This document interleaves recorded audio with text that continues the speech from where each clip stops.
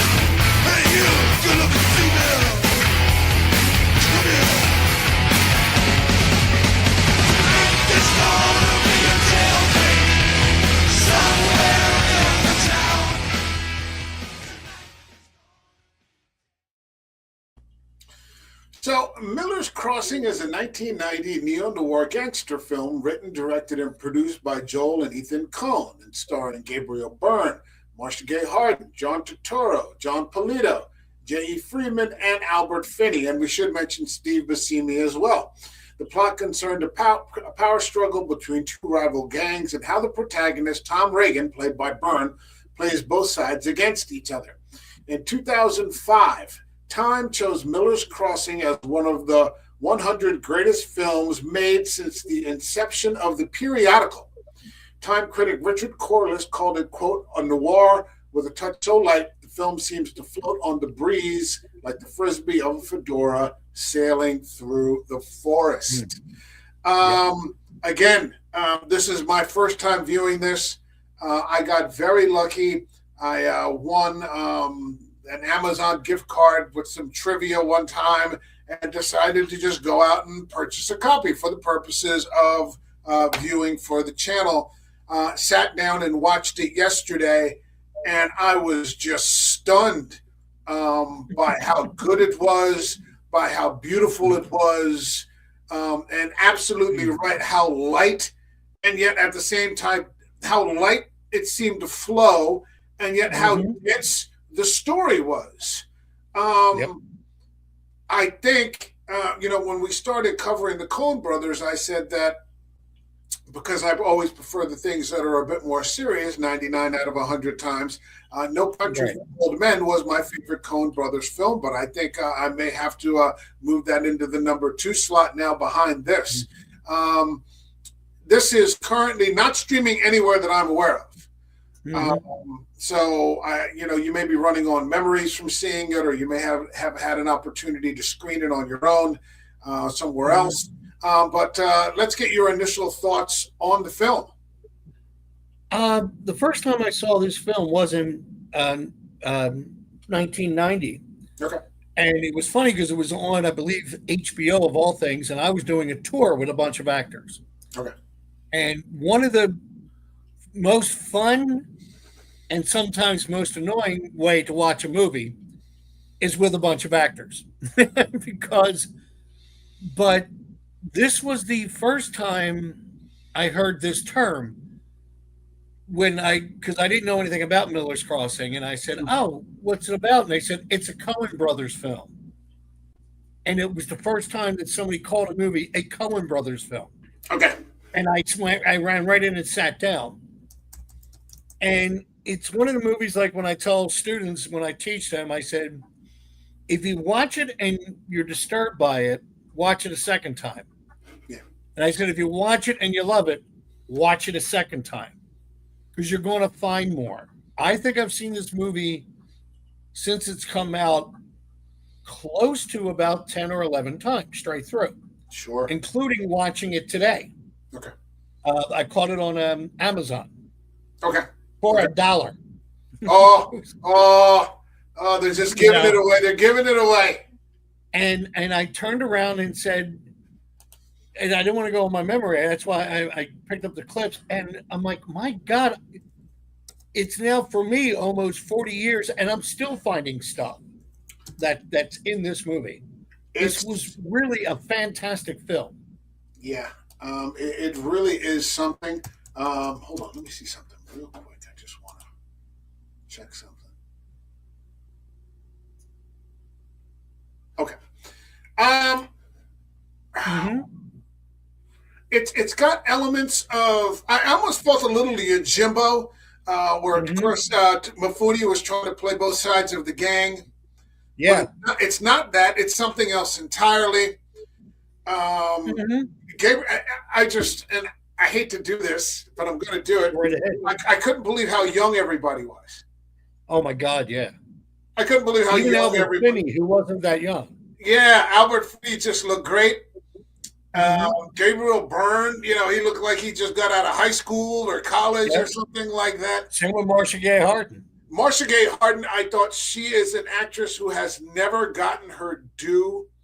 I agree.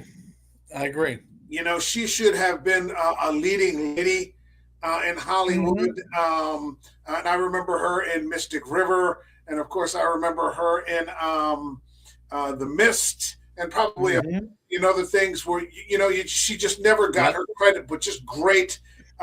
This is full of great character actors. Absolutely. There are no, I don't think, well, maybe Gabriel Byrne a little bit, but I don't know if Gabriel Byrne's kind of more of a character actor himself. I agree.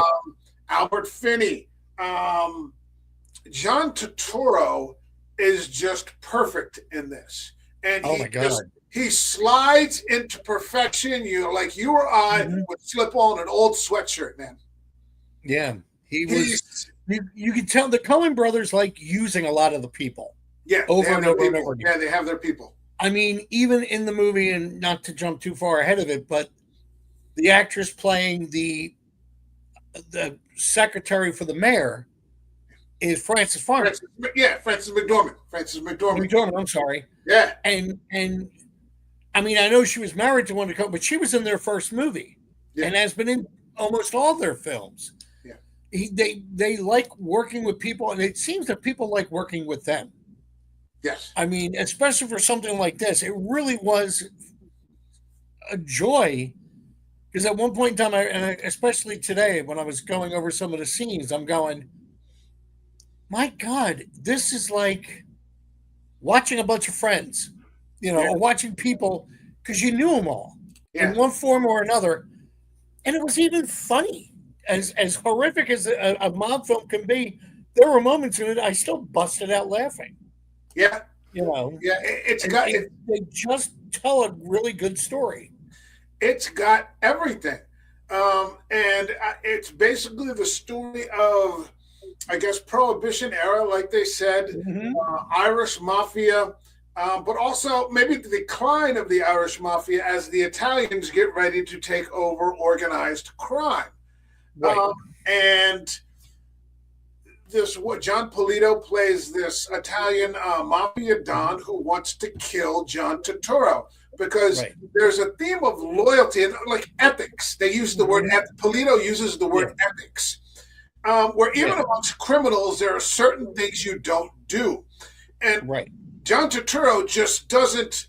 He just ignores every code that there is out there if he feels like it. And the Italians have been fixing fights, but the minute that the word is out that it's fixed, Turturro will leak the news, so all the bets swing in the opposite direction, so that the Italians end up losing money on fights that they're fixing, because there's no point in if everyone's betting the same way.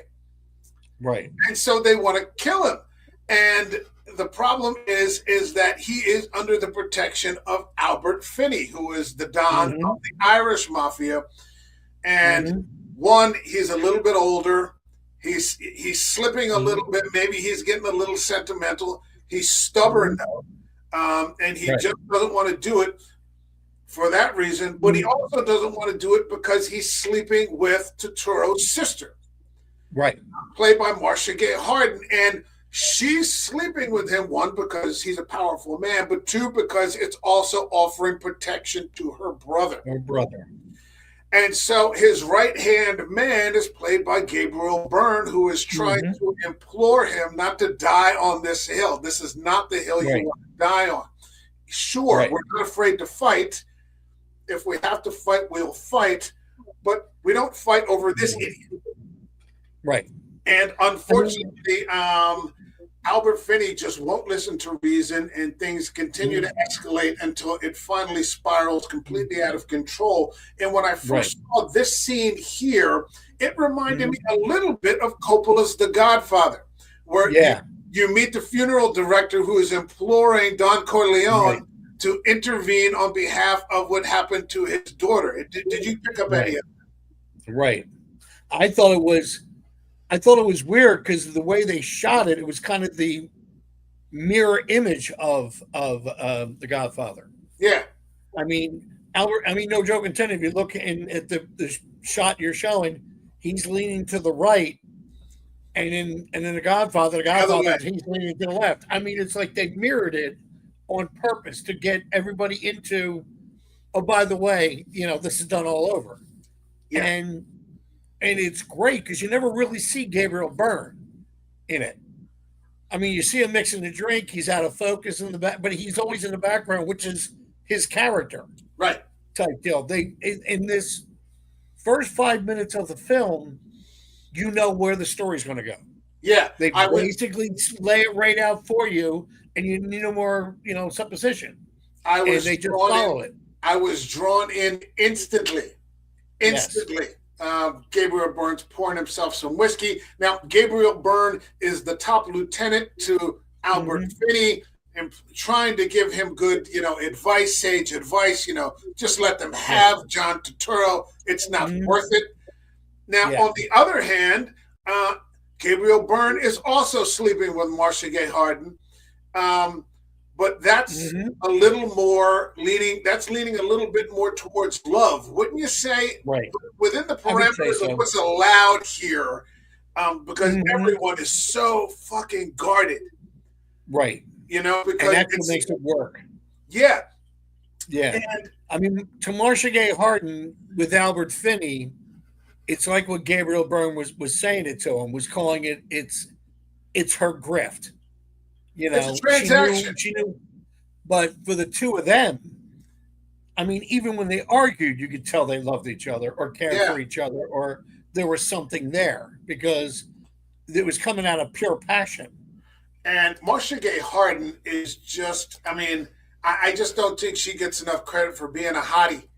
Yeah, She I was agree. a hottie, and she plays the stereotypical tough gangster moll. Is that the Hmm. term from Yeah, back in the day that they would use? She's moving in those yeah. gangster circles. She's a tough Hmm. broad.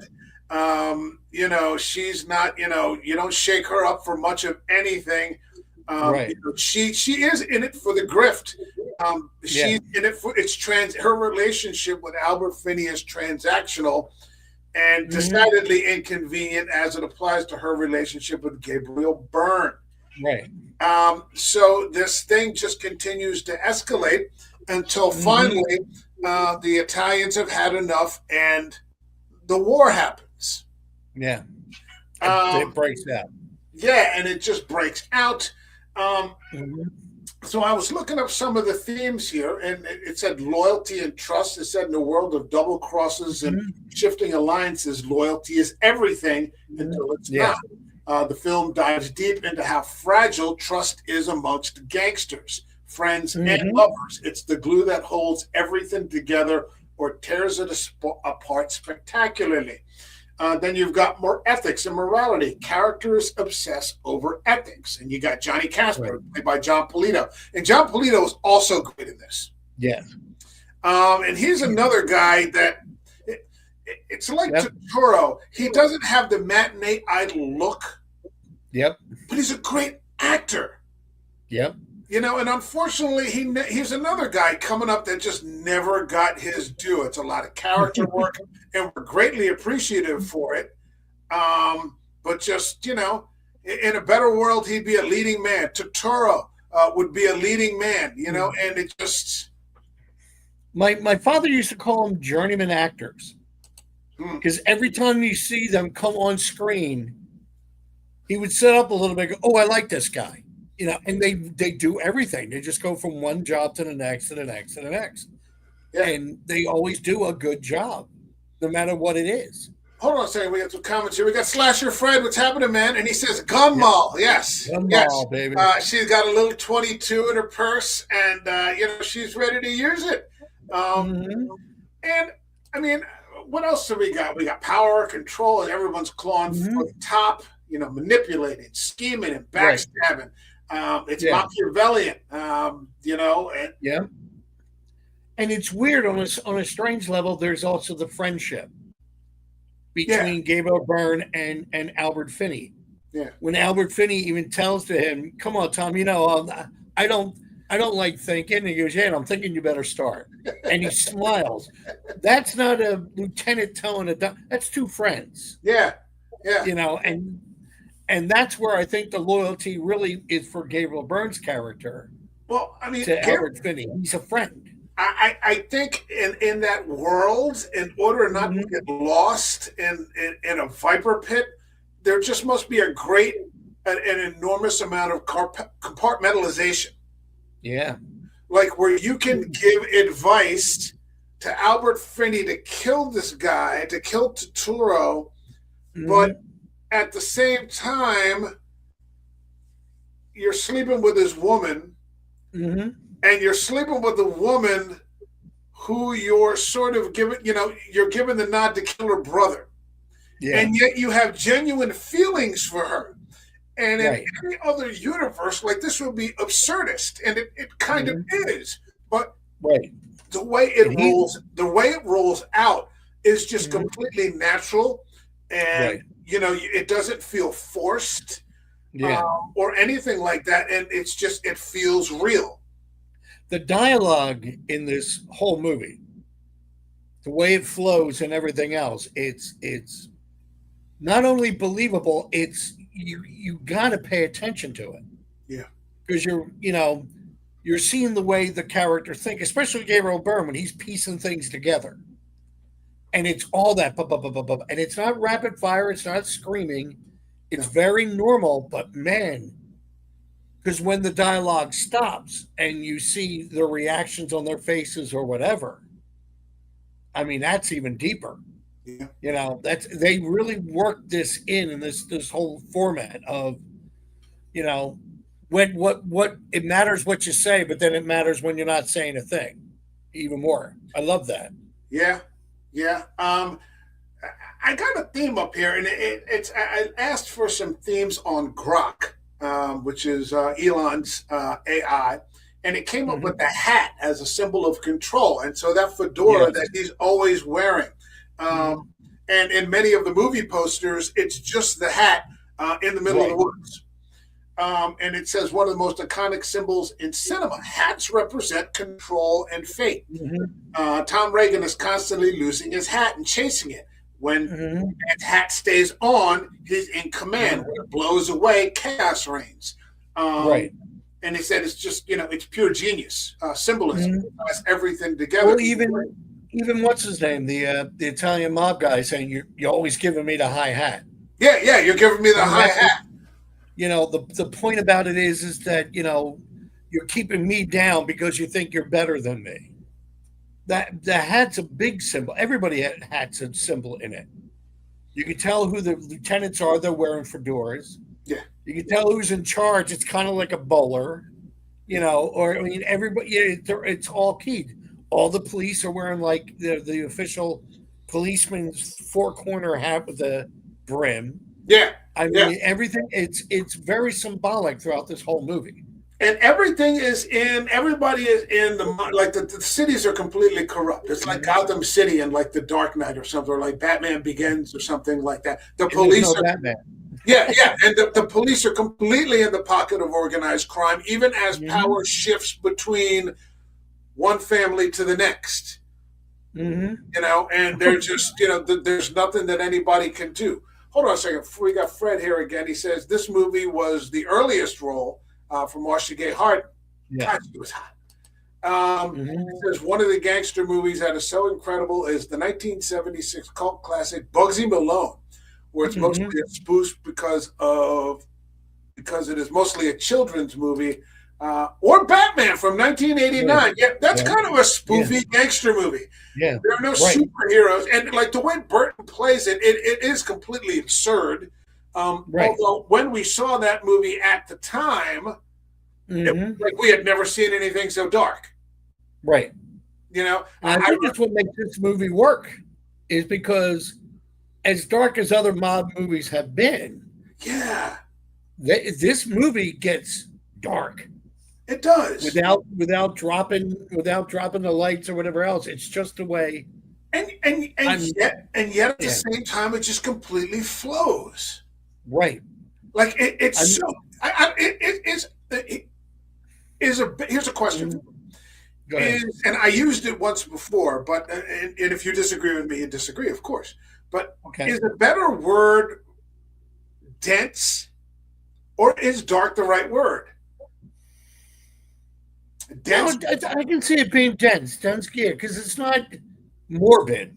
When people think dark, they think morbid. Right. See, when you think dense, it's also very intense. I think that's where, because I mentioned it before, there were moments in it that were very funny. I mean, when Gabriel Byrne is getting beaten up or about to get beaten up in the warehouse, and he picks up the chair and smacks the guy. He goes, "Geez, Tom!" And the guy just walks right out of the room. He's like, "Ow!"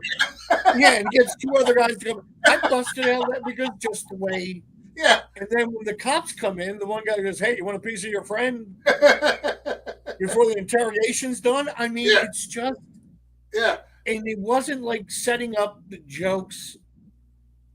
Like a comedian would. It just it's not slapstick. Like they say these characters say these things every day. Yeah. And that's what makes it work, is that they say this like they say it all the time. But it's not like a Carlito's Way kind of gangster movie, or a Scarface kind of gangster movie, or like a Godfather kind of gangster movie. It's just what the guy said in Time Magazine. I just agree with so much. The touch is so light. It's perfect. It's just perfect filmmaking, man.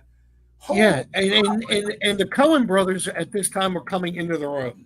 Yeah, they literally. This was the one that actually got people to say we should be watching these guys. Well, I mean, it's also one of those things where you have loyalty and you have ethics, But if you tell the truth, you can get killed. Right. There's a scene where Gabriel Byrne comes out and confesses to Albert Finney. Marcia Gay Harden, yeah. And you see initially Albert Finney look at him like, no, that ain't true. And when he realizes it, the look that changes his face. It's hurt. Yeah. And then he gets up and kicks his ass. Yeah, and then because he walks out and he's like, oh, I've just fucked everything up. And you think he's going to walk away. No, like, you forget he's Irish. He's like, no, we're not done. We're not done yet. Hold on a second. You can hurt my feelings, but I'm going to break all your fucking teeth. And he just keeps punching him until that one bartender says, like, kind of begs up, please, like. And it was funny because he turned around and said, I'll throw him out. And he went, okay. That stopped him. Yeah. But it was because he would have beat him to death, or he would have had somebody else beat him to death. You notice because like all the gangsters, nobody talked like this. Like they were trying to be tough. Yeah, they were just tough. You believed it when they were doing that. I gotta mention him because he's only in here for like 5 minutes. But what about Steve Buscemi? Where he has that one scene where it's just like 2 minutes of just rambling, raving, sort of, nervous energy dialogue, because he's in everybody's pocket and, he's, worried about getting stepped on. And, it's 36 years ago, Steve Buscemi, when nobody knew who the fuck Steve Buscemi was. And he's magic to watch. A young Buscemi, and you're like, wow, look at that guy. That's talent. He reminded me of Peter Lorre in Casablanca. Sure. Yeah. He was like that type of character. He was going in, I'm not doing anything wrong, Tom. I'm just letting you know. Yeah.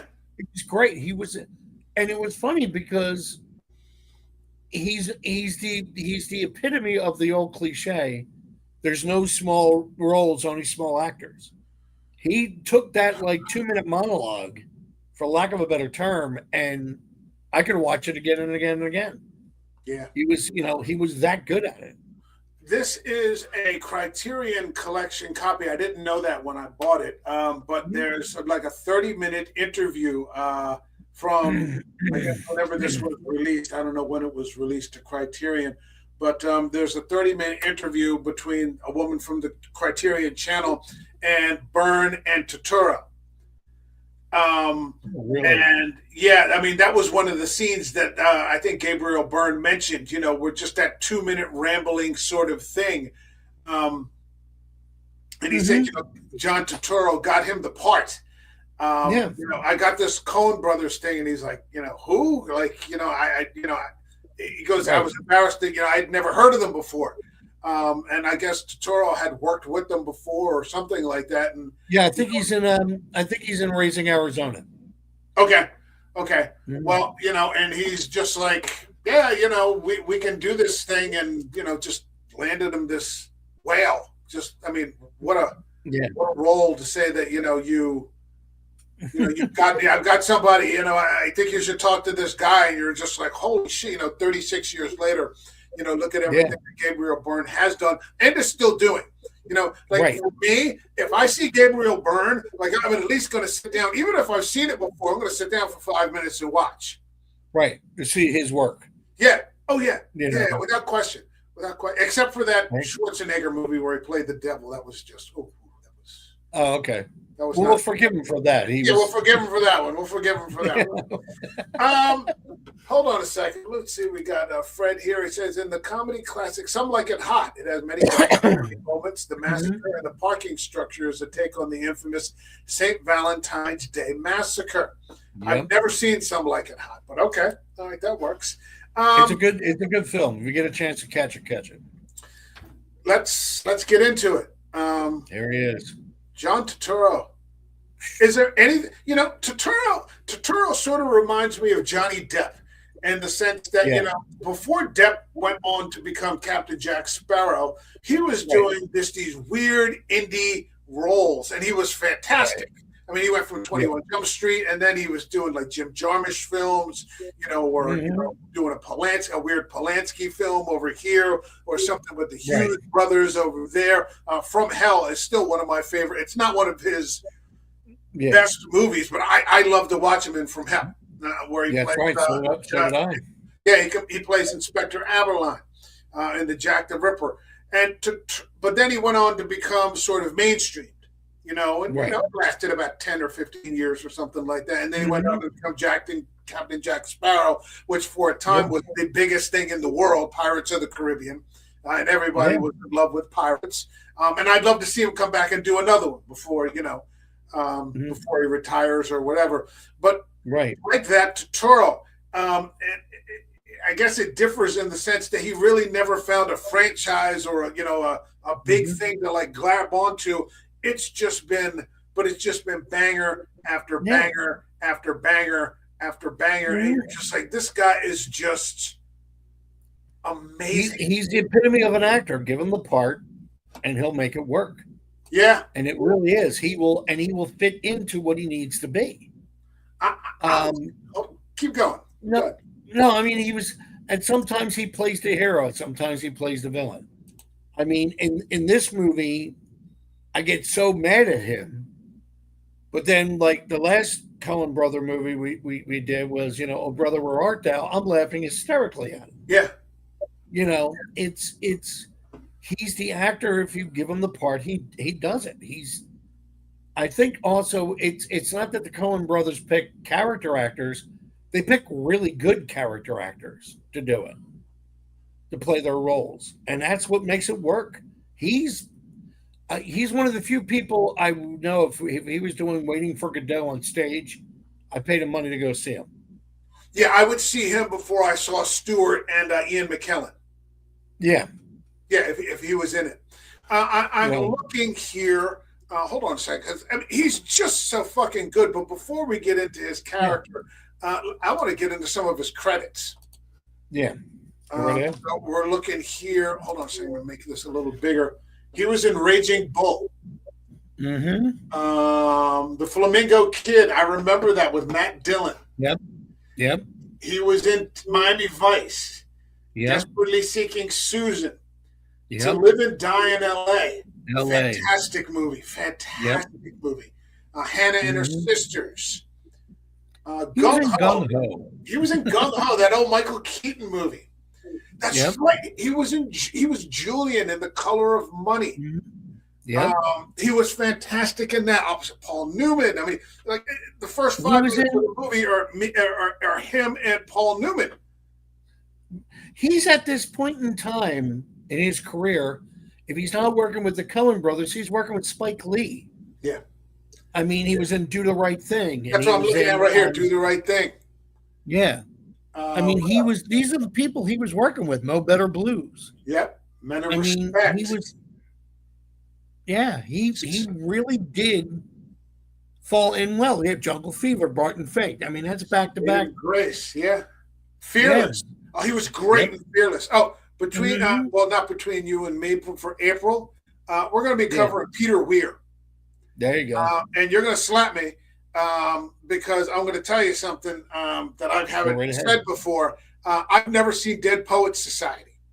You're going to enjoy it, especially being a teacher. Yeah. Yeah, I'm looking forward to it. So Peter Weir, and we may also cover Fearless, which is another.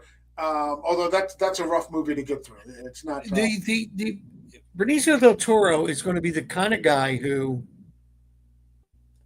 when they give like the Irving Thalberg Award for the life work. Oh, Turturro, yeah. Yeah, Turturro. I mean, when he's going to get that life work award, and he will deserve it. Oh yeah, absolutely. You know what? He'll probably be very humble when he accepts it. He was in Quiz Show. Holy shit! Yeah, Quiz Show. Yeah. Another one. I hate to tell you, I've never seen it. Look, Quiz Show is a good movie, but man, it's upsetting. Sugar Time, Clockers. Yeah. Grace of My Heart. Grace of My Heart, which is another good one. Big Lebowski. But the Big Lebowski, yeah. He Got Game. Yeah. Oh man. Rounders. He's been in tons of films. Summer of Sam. Wow. Oh, Brother Company of War. Men. A Company of Men. Oh yeah, Company of Men. Yeah. Yep. He has done.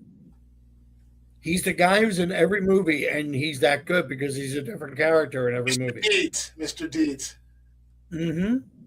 Anger He played Management. the butler. Oh, that's right. Yeah. Secret Window. Okay. Mm-hmm. She Hate Me. Okay. Yeah. Let's see. The Good Shepherd. The Good Shepherd. Transformers. Movie. That was the biggest thing he ever came close to in terms of a franchise. Yep. Christmas Story. Flight of the Conchords, which is great. I never saw that either. You don't mess. He played Monk's brother. They have the Monk series. He played Monk's brother. Oh, did he really? Okay. A couple of episodes. He was actually very good. He did the remake of The Taking of Pelham 1, 2, 3. Mm-hmm. A couple of Transformers. Yeah, movies. he's been boom. Wow, look at this.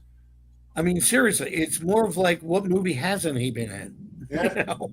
Okay. Oh, he did A Name of the Rose. I didn't know The Name of the Rose was a series. Mm-hmm. Okay. Yeah. All right. Hold on.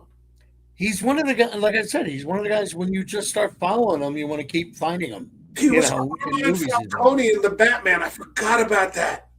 Mm-hmm. Mm-hmm. I forgot about that. Oh, Yeah. he's so good in that. Mm-hmm. Dottore. He was Dottore and Guillermo del Toro's Pinocchio. Oh, Yeah. man. Jeez.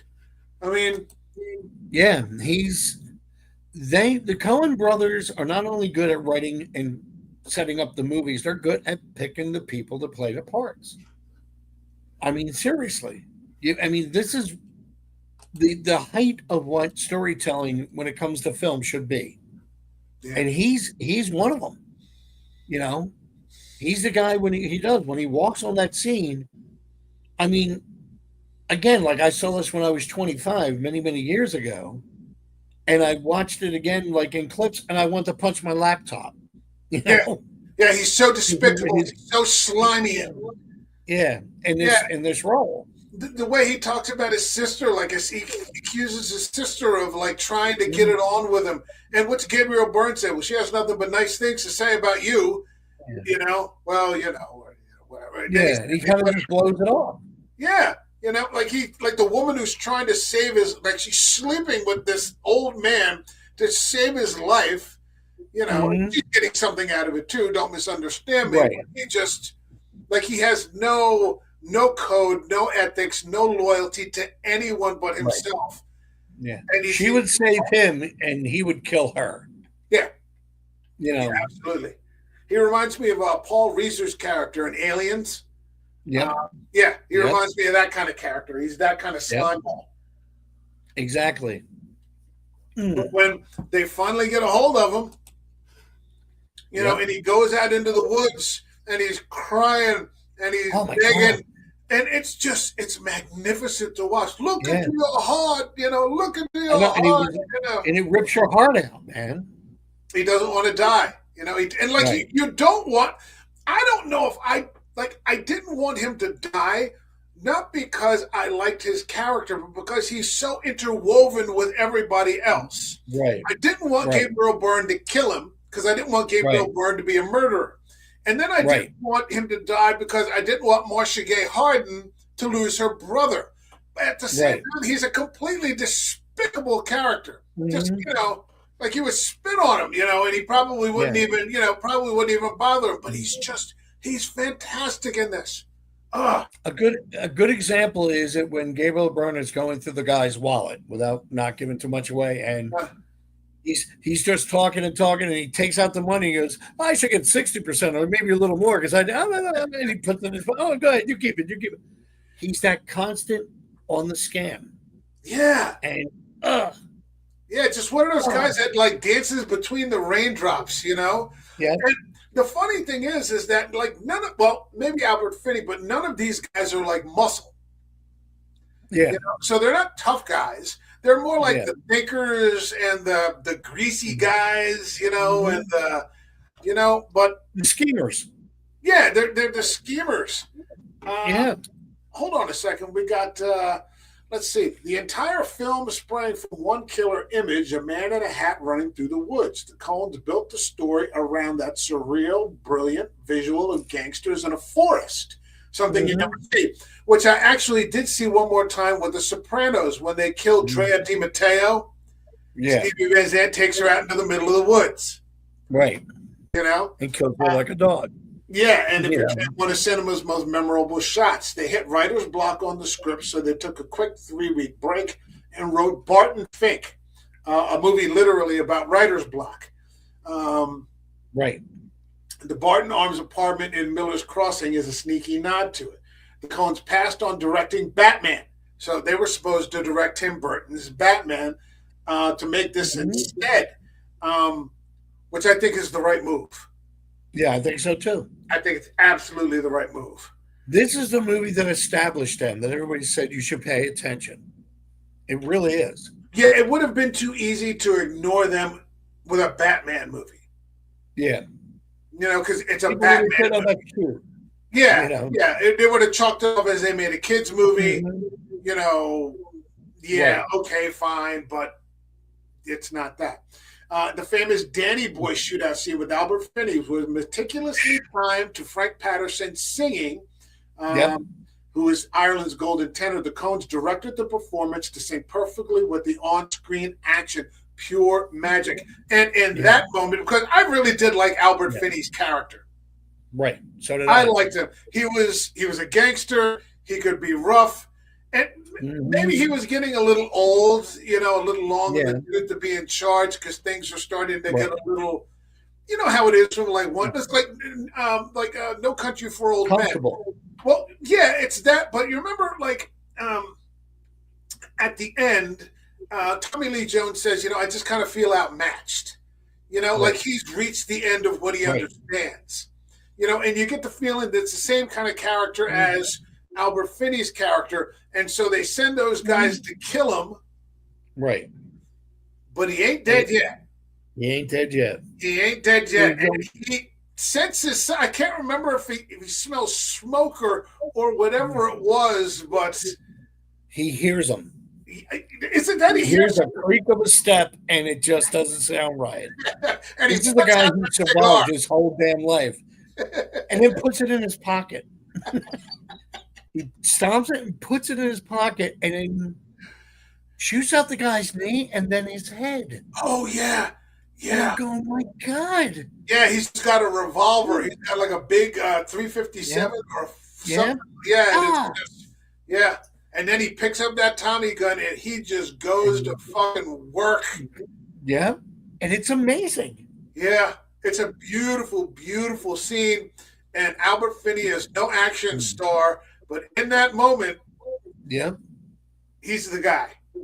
And I read a thing, I don't know if you have it in your notes, but I read a thing on online. Albert Finney did that whole stunt thing. You know, he wanted a real Tommy gun. Okay. You know, the hold. They set it up with squibs, obviously. But he was like, there was no stand-in. He said, I know what to do for this. He was getting into this. To him, he said nobody offers him a role like this at his age at that time.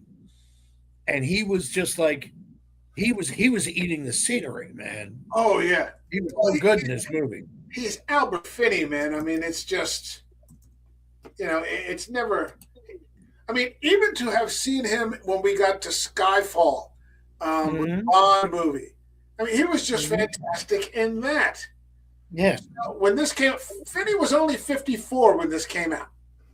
Right. So, you know, he's not 75 or anything, like around the Skyfall time, you know, where he's about 75, one of his last roles. But yeah, man. But he can move.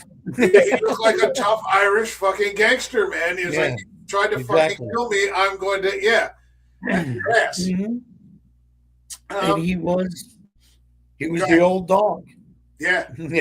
Yeah. He understood his tricks well. He didn't pick up a lot of new ones, but the old ones, he can do really well. Yeah. It says Gabriel Byrne has shared how the Coens were obsessed with details, and the film was shot with classical, stately camera work. Cinematographer Barry Sonnenfeld nailed it. They wanted a handsome movie. Everything about Miller's Crossing was fated to be extraordinary. The Coen's vision, the performances, um, the atmosphere. It's a kind of film where the universe clearly wanted to succeed wildly. Um, yeah, fantastic. It's just Even the character. music. Oh God, the score is so gorgeous. Yeah, I was lucky enough. I actually lost it about 15 years ago, but I was when the movie came out, I was able to get that score on a CD, Oh, were you? and it's just beautiful. Oh It's God, yeah. especially like yesterday being St. Patrick's Day. I kind of always miss it because I would put that on for like an hour or whatever, and it would put you right in that mood. Oh yeah, yeah. I mean, You know, I did. I had the score as it was coming through the yeah, TV, but I poured myself a nice bit of proper 12 Irish yeah, whiskey well, and there you go. sat down and watched. Yeah, Yeah, it's some. it's Yeah, and you never really get to see that side of I don't want to say of a mob film, but you always hear about the Italian mob. yeah, You never hear about the Irish yeah. that much, you know, especially in 1990. You know, they did it with lovely tradition. Yeah, I yeah. mean, even Gabriel Byrne was drinking Irish whiskey. He Oh yeah. wasn't drinking Oh anything else. There was no yeah. beer, No. no, just give me the whiskey, Yeah. you know. Just get a couple cubes and yeah, put it in my Yep. glass. It reminded Burns' character reminded me a little bit of like a Bogart type of character. Hmm. Yeah. You know, it very Yep. much reminded me of a Humphrey Bogart kind of, kind of guy there. And Like the Maltese Falcon esque, you yeah, know. yeah, Sam Spade. They're the kind of one-liners. Maybe getting roughed up a little bit Mhm. here. And he's a tough guy, but he's getting roughed up a little bit, taking his knocks, so on and And so that's forth. what I loved about that too. He got roughed up. He was never like always the one winning the fights. Oh no, no, yeah. There were times he won, and there was times he got got the snot kicked out of him. Yeah, because I think he owed $1,500 like 100 years ago to like a loan shark, or like Yeah, he had gambling debts. He seems like a bit of a gambling junkie, or it's just bad luck right, with gambling. And he won't let Albert Finney square the accounts with him because that's how it starts, right? He's like, I yeah, hear you're into Lazar for like, I'll take care of it for 500. you. He's like, no, Yeah, I'll do it. I'll do it. And then because all of a he's the man. I got myself in it. I'll get get myself out. myself out. Yeah. And next You thing you know. know, he's in his hallway getting the shit beat out of him. Mhm. And it was funny because he said, "Don't kill him. Don't break any bones." Yeah. And the dialogue is great. Hey, Jimmy. Hi, Pete. Yeah. Yeah. It's just like, We know each thanks. other. Yeah. Yeah. It's Ah, fantastic. So, I mean, mhm, it's been 36 years. So if you haven't seen it, please do. But we get to the end, and he succeeds in, mhm. despite Figuring the it out. fact that he is ostracized Yeah. from the Irish mafia for betraying his boss by sleeping with his woman. Hmm. Hmm. He still, I mean, he plays the other side with the Italians to set them up, though, Hmm. and ultimately put Albert Finney back in charge, Hmm. which you sort of get the impression that's probably the best move, not just for him, Right. but for everybody, because Polito's character is kind of off the rails crazy, and like the violence is a little too high for what the city is Right. willing to tolerate. Hmm. Whereas, I guess Finney's character being older is more settled and has his routine down. That's how they Hmm. run. But I go ahead. no, no. I was when Gabriel Byrne's character was kicked out of the mob. This is the big question. Was that his play? Because that was the only way he was going to be able to protect Albert Finney. Somebody asked me that once. He had to get beaten up and thrown out to have them believe it so he could get in and then do it to protect him. That's an That's interesting it. theory. Yeah. That's Because I remember somebody said it to me. And each time I watch it, I keep wondering, was that his play? Was that what he did? To protect not only his boss, but his friend. I always wondered about that. Yeah, I don't know. I don't know. I have to watch it again. I'd have to, which and you should. yeah, which clearly, it's not a problem. It's not a problem. Yeah. So I'm going to be happy to watch this again. That's an interesting theory. Off the cuff, I would, because I can't remember exactly what. I think he was so desperate. You might be right though, but he was so desperate to try to get Albert Finney to see reason. Yeah. And that he was, He, ultimately he had to show him, like, I had to hurt you, but to make you realize, stop trusting it's the old way. Yeah, it's not. Yeah, everything is not what it appears to be. And so, and that's what works. That's what works at the end of the movie when he walks away. Yeah. So that's what ends up happening. He puts Albert Finney back on top. He has to kill Turturro. Yep. Brilliantly done. Which ruins his relationship with Marcia Gay Harden. He has to kill. Yeah. He chooses, because she tells him at one point, "Why don't we just leave?" Yeah. And why don't we just leave? Like, we can be. You want to be together? Like, you can't say it, but I know that's what you want. So why don't we just leave? And we could go somewhere. And he's not going to kill you. He's not going to follow you. He doesn't care about me anymore. Because he's hurt right now, and we could just go and live our lives somewhere else. Start over somewhere else. And he decides that he wants to stay because I think he's addicted to the fix. The way he's addicted to gambling, and that's it. That's who he is. True. And ultimately, he chooses that life over her because he kills Turturro. Yeah, he kills exactly. And I think he also did it because it was like, man, you did all that, and then he killed Mink. Oh well. Yeah. Come on, I liked Mink. Yeah, he was. He wasn't in it. You like him because he's Buscemi, but he's only in it for a couple of minutes. Yeah, only in it for a couple of minutes. But I know too many guys that don't like Mink. That's why. Okay. What do you mean? I'm like, why'd you kill Tom? No, wait. I'm sorry.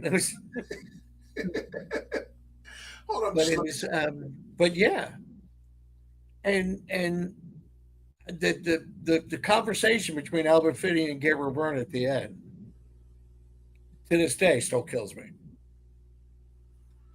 When they're walking down the road, and he wants to reconcile. Yeah, he wants to reconcile. Yeah, we can't. There's been too much that's happened, and he's right. Yeah. Oh God, yeah. So that's it. That's interesting. Now, when you think about it, did he do all this? Like, he sacrifices everything. Yeah, but it's his friend. If you realize that he's it's betrayed. His friend. I would sacrifice everything to make sure you're okay. And I love that. And if that's a possibility. Yeah, he sacrifices everything for his friend, even though it kind of kills the friendship. Yeah. And it kills the love of his woman. Yeah. Because she ends up marrying Albert Finney. Right. She marries Albert Finney.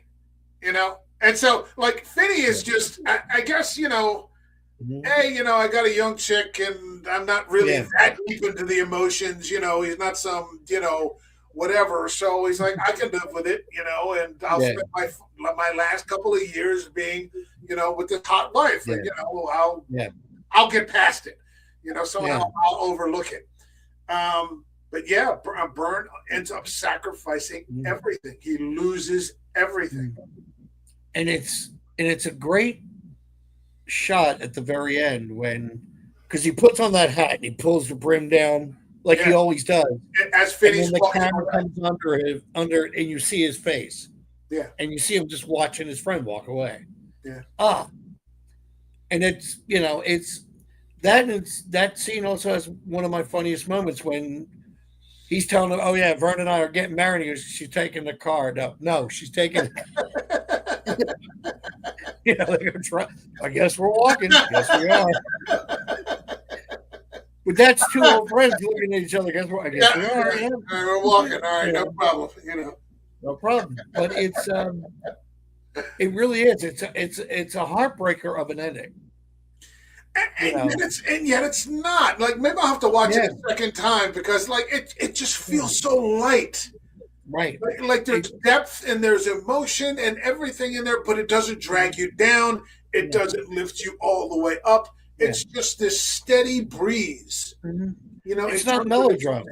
In terms of its tone.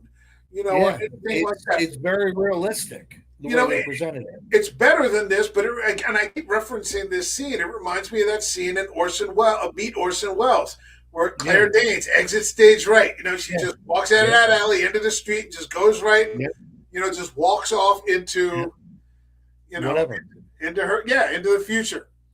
You know? So, but it seemed there was a great line in The Simpsons when they were doing some show where everybody didn't get what they wanted, and somebody said, "Well, there's good endings and a bad ending.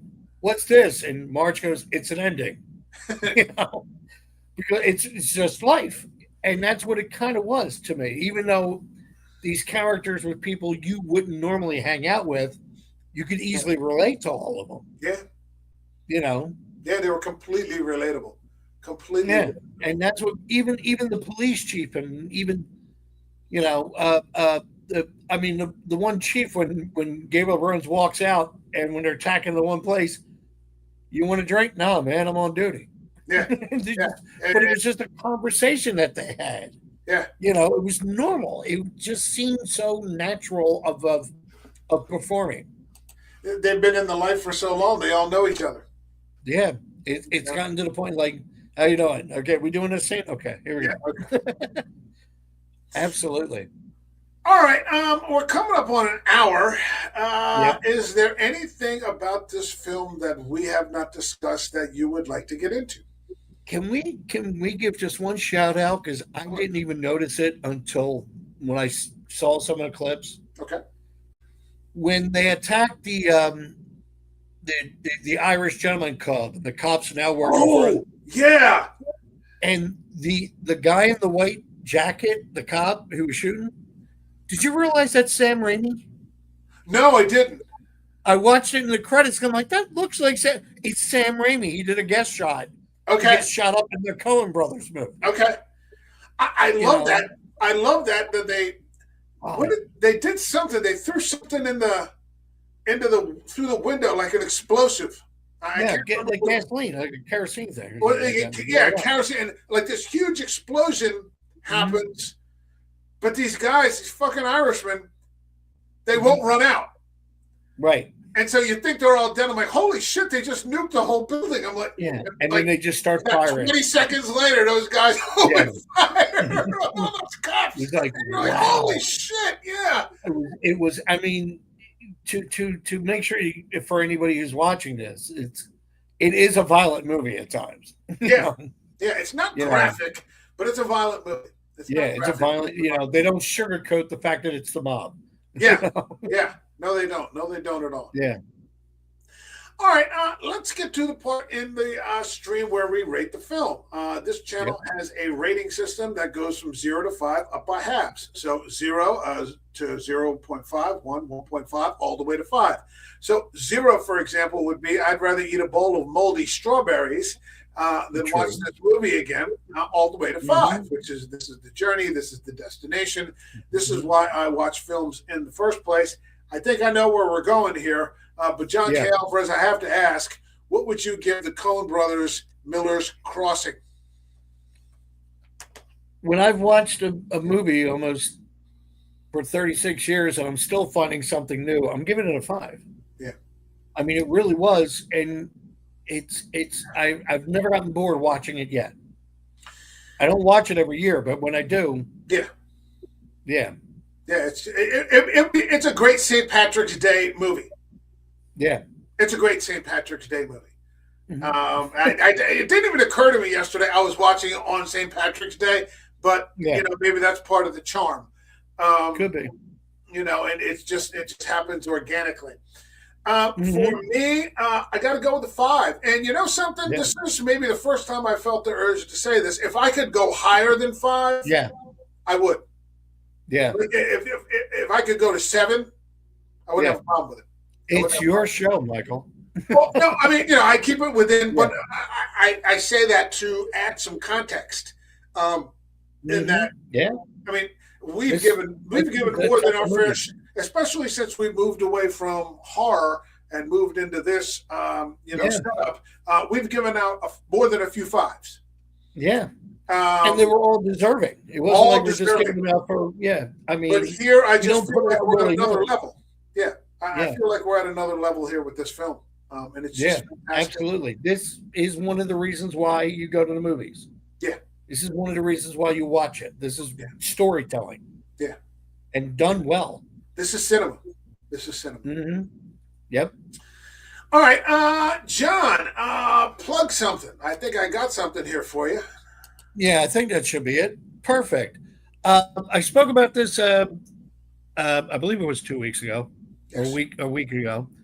It's a volunteer cleanup day for historic Cold Spring Village. Now, for those of you who weren't here before, Cold Spring Village is a living history museum in southern New Jersey that has been around since at least 1990, because that's how long as I've been working for them. And what they've been doing is, before they open up to schools and for the season, they do a cleanup. Well, after this winter, it's a lot of cleanup. It's a lot of the stuff, a lot of it's outside grounds and has been, trees falling, limbs falling. They're not looking for people to do heavy work, but they're looking for people to help clean up the area. And they're picking March 28th, like the thing there says 10 to 4. And they're just looking for volunteers, especially if you're a student that needs service hours. Okay. Food and beverages will be provided. And like I said, last week, it's a hoagie, And for those of you who don't know what a hoagie is, you truly haven't lived.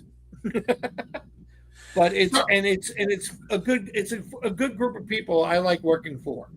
So let's read it out. It says, historic Cold Spring Village, experience hands-on history, 250 years America. Volunteer cleanup day, March 28th, 10 a.m. to 4 p.m. Join us for a day of light outdoor work, including tree cleanup, yard work, and general village tidying.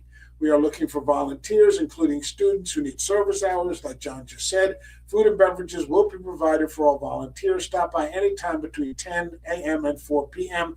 Interested in participating, email jryan, R-Y-A-N, at hcsv.org. That's jryan at hcsv.org. And that's at if you're wondering... hold on, let me just. That's at 735 Seashore Road. That's in Cape May, New Jersey, 08204. And if you're wondering, John Ryan, that's who Jay Ryan is the head historian of the place. Okay. And he former Coast Guard guy, studied, has a master's degree in history, I believe from the University of Penn, but I could be wrong on that one. And he's a great guy to learn something from, especially if you're a student. Well, it sounds like a good thing to do. So, okay. Yeah. Thank you for plugging, Mike. Yeah, of course. For this channel, we have one more week of Coen Brothers to go through. And I'm between True Grit, which I've seen before, and I think I'm going to lean towards this because I haven't seen it yet and I want to watch new movies. Blood Simple. Ooh. Do you have access to HBO? Mm-hmm. Yeah. You do? It's on HBO. Yep. Okay. All right, so I've seen Blood Simple before too. I really like that movie too. That's from 1984. So I think next week we're going to wrap up the month of the Coen Brothers with Blood Simple. So that sounds real cool. All right. My thanks to K. Alvarez. Thank you for the hi-hat. I do appreciate it. And thanks to everybody there in the chat. Slasher Fred, thank you again. That's it for us. We will see you all in the next video. All right, take care, everyone.